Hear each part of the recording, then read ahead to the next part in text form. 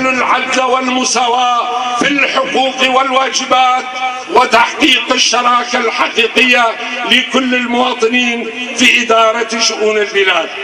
إن عدم استجابة السلطة لمطالب الشعب في تحقيق التحولات الديمقراطية السلمية في البلاد ومواجهة الحراك الجماهيري الاحتجاج السلمي بالعنف أدى إلى خلق أزمة عميقة باتت تهدد بلدنا سوريا بمخاطر جدية.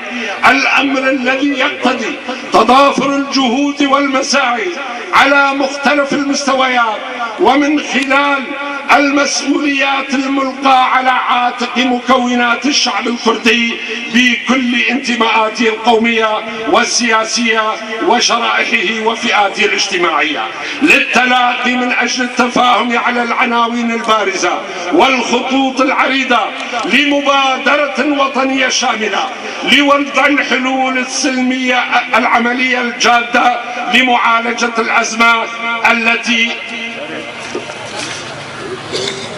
تلف بلدنا وتجنيبه المخاطر المحدقة وضمان تطوره وتقدمه.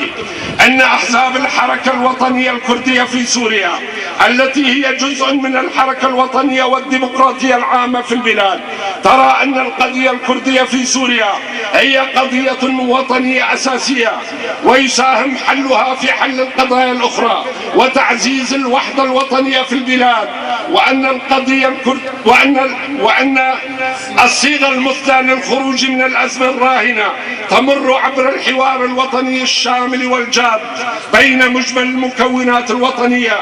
ومن أجل إنجاح هذا الحوار نرى ضرورة تحقيق ما يلي: تجنب اللجوء إلى استخدام العنف والقتل تحت أي ذريعة كانت، والسماح للاحتجاجات السلمية بالتعبير عن نفسها، واعتماد مبدأ ولغة الحوار الوطني الشامل بين مختلف الاتجاهات السياسية الوطنية والنخب الثقافية التي تؤمن بالحوار سبيلا للتفاهم.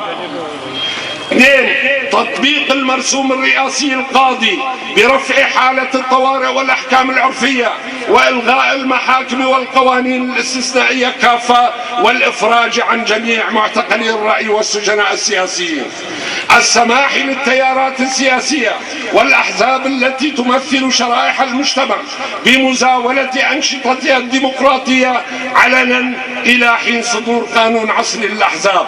إلغاء كافة السياسات التمييزية والمراسيم والتعاميم السرية المطبقة بحق الشعب الكردي، والاستعجال في إعادة الجنسية إلى المجردين منها، وتسجيل المكتومين في السجلات المدنية كمواطنين سوريين، وإلى المناطق الكردية الاهتمام اللازم بغية إزالة آثار الإهمال المتعمد لها وتحقيق مبدأ المساواة أسوة بباقي المناطق.